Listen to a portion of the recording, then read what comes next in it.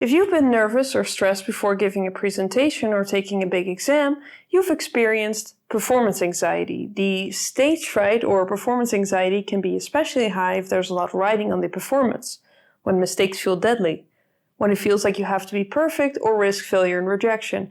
Or that's the fear at least. From being shaky before my driver's test to getting super tense and injured a month before my boxing match, performance anxiety has always been an issue for me. And unfortunately, my performance anxiety, driven by perfectionism and fear of being negatively singled out, also extends to gaming. In this video, I'm going to face my fears head-on by doing what fears me most in online games to answer the following question: what actually helps calm or even overcome performance anxiety? While the video is mostly about me struggling in World of Warcraft, the performance anxiety tips in this video will apply to other competitive games as well. So before we jump in, why am I even doing this? If something is so scary to the point of jittery nerves, why even do it? Isn't it sometimes better to avoid things? I agree that if playing a certain game only makes you nervous, scared, angry, frustrated, or any other negative emotion, it's probably better to take a break and stop playing. But as someone who has always loved World of Warcraft and is naturally pretty competitive, there is still something I enjoy in there. And if anything is going to help me overcome my performance anxiety, it's gaming, where the stakes are low. It's just a game after all. The thing that has always scared me about competitive play in World of Warcraft, or any game for that matter, is the fear of making mistakes which leads to my team losing or my teammates dying.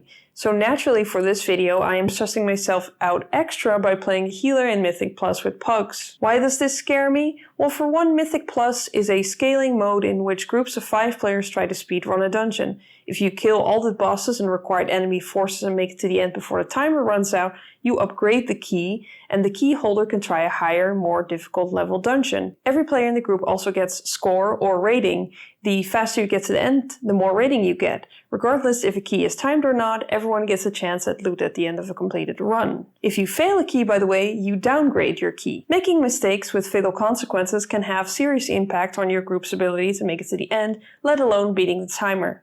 Dying is something you especially want to avoid because it's double trouble. Not only does every single death apply a time penalty, but a death can quickly snowball into a full party wipe, costing you even more time. Then there's group composition. Each Mythic Plus group has 1 tank, 1 healer, 3 damage dealers, or a DPS. DPS is pretty self-explanatory, they deal damage. The tank keeps the enemies away from his teammates, and the healer keeps everyone alive. Over the years, there's been a lot of debate over which role is the hardest, but I don't think difficulty is the reason why there are way less tanks and healers than DPS players. It's visibility.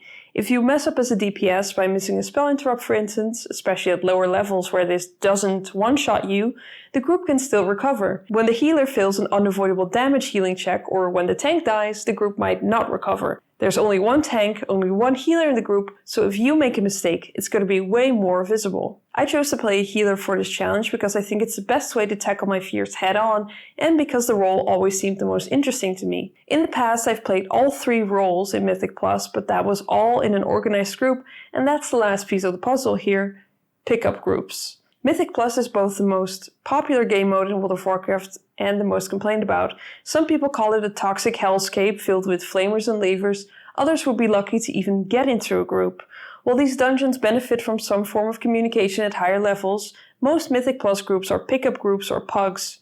While a lot of people seems to hate it with a passion and have a string of bad pug stories to share, pugging is the most popular way to run groups because it's way more flexible than having to coordinate with 4 other people who are all, at least on average, in their 30s. But while pugging gives you the freedom of playing whenever you want, if you can even get into a group that is, you are thrown into a world of anonymous strangers who you might never see again after a failed run. This lowers the bar for toxicity significantly. So unfortunately, Mythic Plus design seems to reinforce negativity and toxicity, especially at lower keys when people don't even know what went wrong. Jumping into that world without a set group but with a random group of strangers adds another layer of fear, but it's also helpful to put some things into perspective. Tip number 1: do your homework. World of Warcraft is one of those games that requires homework. While it might be possible to clown around to feel out mechanics with your friends, doing that with a pug is essentially asking to be yelled at. So in order to prep for the new season as a team player with a new set of dungeons in the key rotation, I had to watch guides and read secret tech tips. and make sure I was up to date on the latest information on the character I was playing. So in order to get myself used to keys, I grouped with my best friend and we started on a Mythic 0, which is essentially a +2 dungeon without a timer, and it was totally fine. My friend had a key for the dungeon we just did, so we went out, found a new group, plugged it in, and immediately tried again as a +2. We rinsed and repeated this idea for my key, run it on a 0, see what the dungeon throws at you, immediately try again with a timer. Totally fine. Because I was in there with my friend, it felt safe to mess up, and we had a lot of fun together, calling out mechanics as they came up, like this blinding mechanic at the end of Priory of the Sacred Flame that you need to turn around for. But can I also do this without my friend in a group of 4 strangers? Tip 2. Too much prep isn't a good thing either. My friend wasn't going to be online until later in the week, but I want to try this again. I want to be better at this game, and I don't want to get heart-racing nervous whenever I'm about to play my favorite content. It's not a job interview as far as I know. So, when the servers go up on Wednesday, EU, I'm ready. Today is the day that I'm going to tackle my fear, but first I'm going to open my vault. My rewards for playing last week. Oh look, a chest piece, nice. Oh, it's time walking week. Better practice my specialization in those dungeons, even though people don't usually take a lot of damage. Better also do some of my tier 11 solo delves to practice my spec and to get those essential items to upgrade my gear with. Obviously, all essential steps to prepare for a +2, the entry-level Mythic Plus key. But I was stalling to the point where I thought I wasn't going to do this anyways. I was about to log off and make some dinner, resigned to waiting for my friend to log in later in the week, and then it happened. Tip number 3, trick yourself into it. I just checked the dungeon finder to see what was in there when I noticed a +2 Priory of the Sacred Flame, a dungeon I had already done twice with my friend. Surely I could heal this, it's only a 2, right? I pressed join group and oh my god, they actually invited me. Hilfe, send help. This moment of accidental bravery is only slightly undercut by the fact that my recording software stopped recording a few pulls into the dungeon.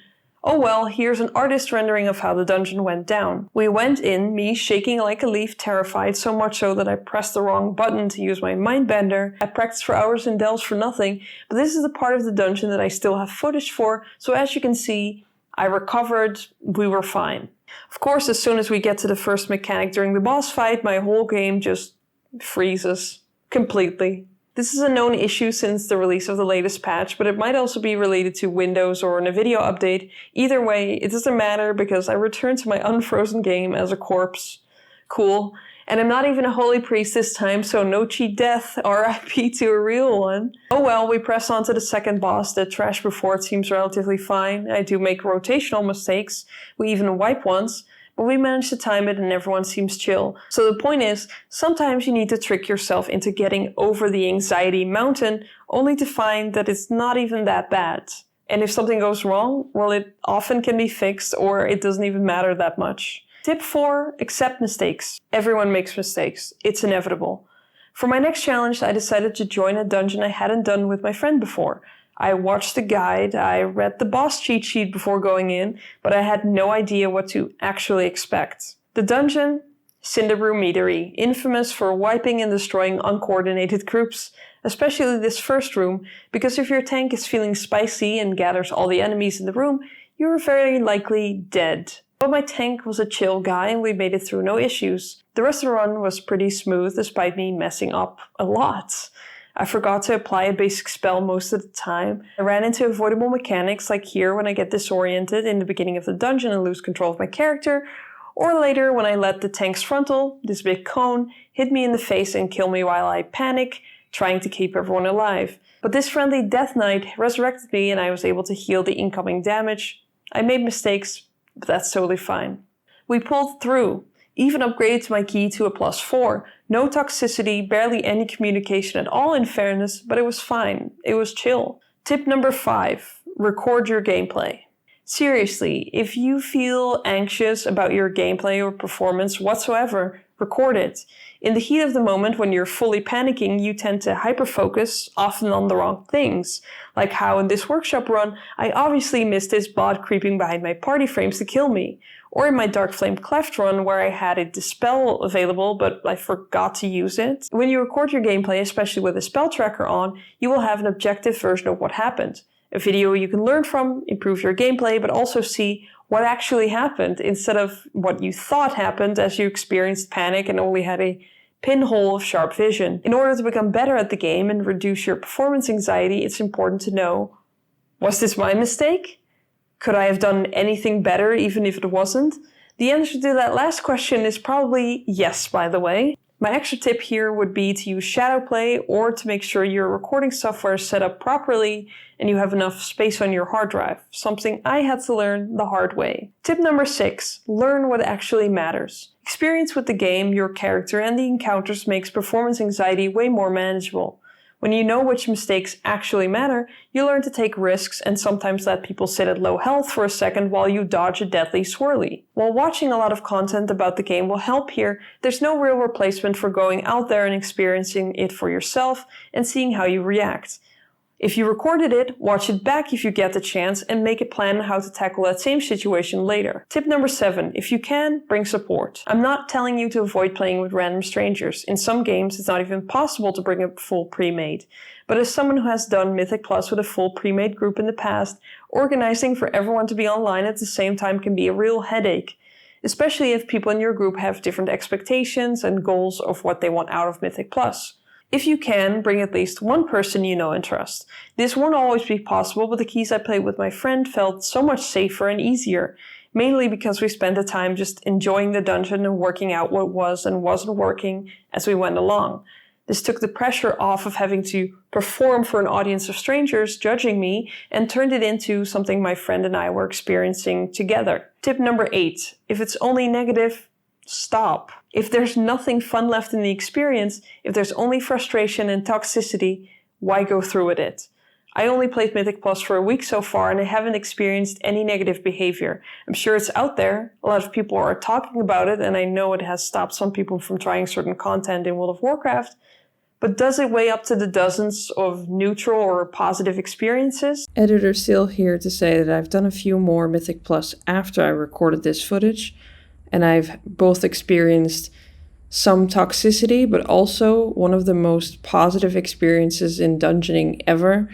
And I ended up adding a lot of people to my group list. So it can go both ways in Mythic Plus these days. And if there's truly nothing positive out there, and if there's also nothing in the gameplay that will weigh heavier, I would either find a guild to play with or just stop.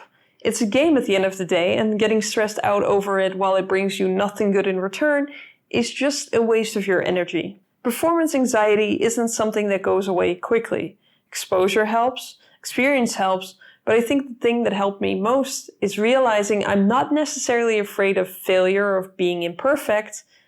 Usually when it's just me and my friend and one of us makes a mistake, we laugh and we try again. The real fear behind performance anxiety isn't being afraid of failing in front of others. Being laughed at for being bad at the game, the pressure of having to learn something while doing it in front of strangers. And when I realized this, it made it a lot easier because I'm here on YouTube. I procrastinated starting this channel for so long, trying to learn more about YouTube, about which topics I wanted to cover, but all that prep didn't make the last upload less scary. Putting my imperfect passion project videos in front of hundreds or even thousands of strangers has taught me that it's totally fine to not have it all figured out. It's okay to learn in front of strangers. It's scary, sure, but I will forever be happy I finally took the step and pushed through the nerves. I started this video with the question how you can calm or overcome performance anxiety. And while I think the tips I've given really work, it mostly comes down to putting the reps in and gaining confidence through experience. I still feel nerves in my stomach when I join a Mythic Plus group or when I upload a video here, but hey, I'm doing it. And both are a lot more fun when I don't expect perfection, but I allow myself to make mistakes and enjoy the ride. Hope this video was helpful, and if you have any experience with performance anxiety in gaming or in real life, I'd love to hear your stories in the comments. Thanks for watching.